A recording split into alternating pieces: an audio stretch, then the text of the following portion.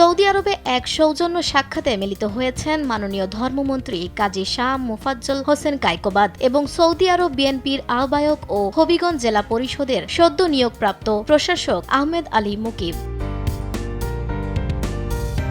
জেদ্দায় আহমেদ আলী মুকিবের বাসভবনে এই সাক্ষাৎ অনুষ্ঠিত হয়। এ সময় ধর্মমন্ত্রী তার শারীরিক অবস্থার খোঁজখবর নেন এবং দ্রুত সুস্থতা কামনা করেন। আহমেদ আলী মুকিব মন্ত্রীকে নিজ বাসভবনে আগমনের জন্য আন্তরিক কৃতজ্ঞতা প্রকাশ করেন।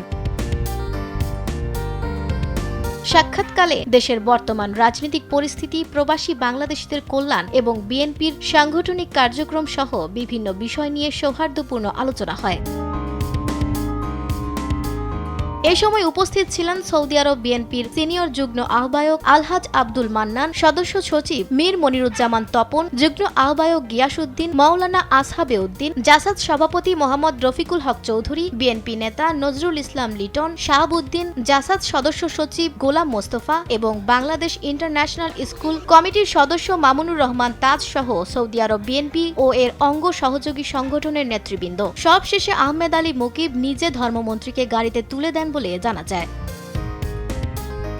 আফসানা ভুইয়া, দেশ টিভি।